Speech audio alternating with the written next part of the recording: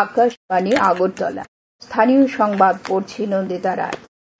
আজ মহালয়া, দেবীপক্ষের শুরু।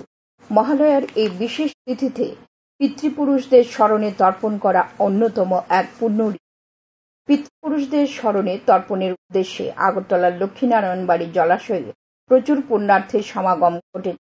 পুরোহিতদের মন্ত্রোচ্চারণে প্রতিটি স্নানঘাট মুখরিত হয়ে উঠেছে। এক উৎসব মুখর পরিবেশের সৃষ্টি হয়েছে। মহালয়ার মধ্য দিয়ে শারদীয়া দুর্গোৎসবের সূচনা হয়। প্রতি বছরের মতো এবারও আকাশবাণী আগরতলা কেন্দ্র থেকে আজ ভোর ৩:৫৮ বাণী কুমার রচিত বীরেন্দ্রকৃষ্ণ ভদ্রের কণ্ঠে গীতে আলেখ্য মহিষাসুরমর্দিনী প্রচারিত হয়। মহালয়ার ভোর থেকেই আগরতলার রাজপথগুলো লোকে লোকারণ্য হয়ে ওঠে। বিভিন্ন সংস্থা সংগঠনের পক্ষ থেকে এই দিনে বিশেষ অনুষ্ঠানের আয়োজন করা হয়েছে। আজ জাতির জনক মহাত্মা গান্ধীর জন্মজয়ন্তী। সারা দেশের সঙ্গে রাজ্যেও জাতির জনকের প্রতি শ্রদ্ধা নিবেদনে বিভিন্ন অনুষ্ঠানের আয়োজন করা হয়েছে।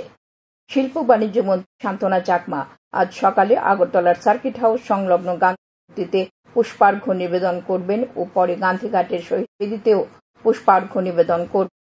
প্রদেশ কংগ্রেসের পক্ষ থেকেও গান্ধী জয়ন্তী পালনে বিভিন্ন কর্মসূচি নেওয়া হয়েছে। অহিংসার পূজারী, ভারতের স্বাধীনতা সংগ্রামের অন্যতম পথিকৃৎ মোহনদাস করমচাঁদ গান্ধীর জন্ম হয় 1869 সালে গুজরাটের পোরবন্দরে। রাষ্ট্রপতি দ্রৌপদী মুর্মু সত্য, অহিংসা, ভালোবাসা এবং বিশুদ্ধতার মূল্যবোধ এবং মহাত্মা গান্ধীর স্বপ্নের ভারতের ধারণাকে আত্মস্থ করার সংকল্প নেওয়ার জন্য জনগণকে আহ্বান জানিয়েছেন। জাতির পিতা মহাত্মা গান্ধীর 155তম জন্মবার্ষিকী তার প্রতি শ্রদ্ধা নিবেদন করে রাষ্ট্রপতি দেশ ও সমাজের উন্নয়নকে এগিয়ে নিতে সচেষ্ট হওয়ার জন্য জনগণের প্রতি আহ্বান জানান।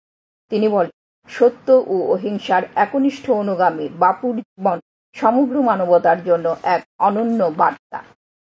প্রধানমন্ত্রী নরেন্দ্র মোদী আজ সকালে নয়াদিল্লিতে 155তম গান্ধী জয়ন্তী উপলক্ষে স্বচ্ছ ভারত দিবস 2024 অনুষ্ঠানে অংশ নেবেন। পরিচ্ছন্নতার লক্ষ্যে সর্বাপেক্ষা গুরুত্বপূর্ণ গণ আন্দোলন স্বচ্ছ ভারত মিশনের সূচনার 10 বছর পূর্তি উপলক্ষে এই অনুষ্ঠানের আয়োজন করা হচ্ছে। এই অনুষ্ঠানে প্রধানমন্ত্রী পরিচ্ছন্নতা ও পরিচ্ছন্নতার সঙ্গে যুক্ত 9,600 কোটি টাকারও বেশি কয়েকটি প্রকল্পের সূচনা ও শিলান্যাস করবেন। এর মধ্যে রয়েছে অমৃত এবং অমৃত 2.0 এর আওতায় শহরাঞ্চলের জল ও নিকাশি ব্যবস্থার প্রসারে 6,800 কোটি টাকারও বেশি মূল্যের প্রকল্প, গঙ্গা অববাহিকা এলাকায় জলের গুণমান ও বর্জ্য ব্যবস্থাপনার উন্নয়নে 1,550 কোটি টাকারও বেশি 10টি প্রকল্প এবং গোবর্ধন যোজনার আওতায় 1,332 কোটি টাকারও বেশি মূল্যের 15টি সংকুচিত বায়োগ্যাস প্ল্যান্ট প্রকল্প। আজ জাতীয় স্বচ্ছতা দিবস। আজই পক্ষকালব্যাপী স্বচ্ছতা সেবা প্রচার কর্মসূচির সমাপ্তি হবে। এই উপলক্ষে আজ সকালে আগরতলার রবীন্দ্র শতবার্ষিকী ভবনে এক অনুষ্ঠানের আয়োজন করা হয়েছে। অনুষ্ঠানে প্রধান অতিথি হিসেবে উপস্থিত থাকবেন মুখ্যমন্ত্রী অধ্যাপক ডক্টর মানিক সাহা। মুখ্যমন্ত্রী অধ্যাপক ডক্টর মানিক সাহা গতকাল সন্ধ্যায় রবীন্দ্র ভবনে এক অনুষ্ঠানে মুখ্যমন্ত্রী বলেন, শচীন দেববর্মন আমাদের হৃদয় জুড়ে রয়েছেন। তথ্য ও সংস্কৃতি দপ্তরের উদ্যোগে আয়োজিত অনুষ্ঠানের উদ্বোধন করে মুখ্যমন্ত্রী বলেন, ত্রিপুরায় যে সঙ্গীত চর্চা হয় তা দেশ এবং বিশ্ববাসীর কাছে পরিচয় করিয়ে দিয়েছেন শচীন দেববর্মন। এই বছর মরণোত্তর শচীন দেববর্মন স্মৃতি পুরস্কার পেয়েছেন শাস্ত্রীয় সঙ্গীত শিল্পী রতন কুমার সেনগুপ্ত। সিপাহীজলা জেলা প্রশাসন, সমাজ কল্যাণ ও সমাজ শিক্ষা দপ্তরের যৌথ উদ্যোগে গতকাল বিশ্রামগঞ্জের শচীন দেববর্মন স্মৃতি কলাক্ষেত্র অনুষ্ঠিত হয় সিপাহীজলা জেলাভিত্তিক আন্তর্জাতিক প্রবীণ দিবস। একই সাথে জেলার অন্তর্গত প্রায় 300 জন প্রবীণ নাগরিক ও দিব্যাঙ্গজনদের প্রয়োজনীয় সহায়ক সামগ্রী ও চলন সামগ্রী প্রদান করা হয়। স্বচ্ছতাই সেবা পাক্ষিক কর্মসূচিতে বিশেষ অবদানের জন্য জেলার অন্তর্গত কয়েকটি ব্লক ও সোনামুড়া নগর পঞ্চায়েতকে পুরস্কৃত করা হয়েছে।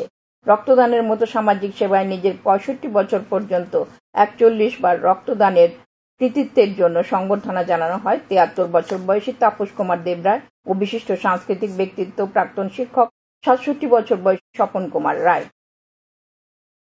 টিএসআর এর নবম বাহিনীর 23তম প্রতিষ্ঠা দিবস উপলক্ষে গতকাল জোলাইবাড়ি ব্লকের দক্ষিণ হেচাছড়ার নির্ভীক মিত্রনগরে রক্তদান শিবির, বস্ত্রদান, বৃক্ষরোপণ সহ নানা অনুষ্ঠানের আয়োজন করা হয়।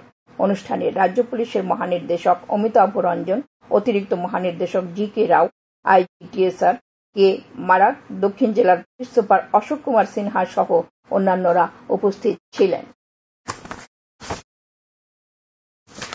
আবহাওয়ার খবর। আজ দুপুর পর্যন্ত আবহাওয়ার পূর্বাভাসে জানানো হয়, আকাশ সাধারণত মেঘলা থাকবে। হালকা থেকে হালকা মাঝারি বৃষ্টিপাতের সম্ভাবনা রয়েছে। সব জেলায় বিক্ষিপ্তভাবে বজ্রবিদ্যুৎ সহ 2-1 পশলা ভারী বৃষ্টিপাতের সতর্কতা জারি করা হয়েছে। আগরতলা ও তার আশপাশে গতকাল সকাল থেকে আজ ভোর পর্যন্ত বৃষ্টি হয়েছে 0.6 মিলিমিটার। আগরতলায় আজ ভোরে সর্বনিম্ন তাপমাত্রা ছিল 27.2 ডিগ্রি সেলসিয়াস। দিনের সর্বোচ্চ তাপমাত্রা থাকবে 31 ডিগ্রির কাছাকাছি। স্থানীয় সংবাদ এখনকার মতো শেষ।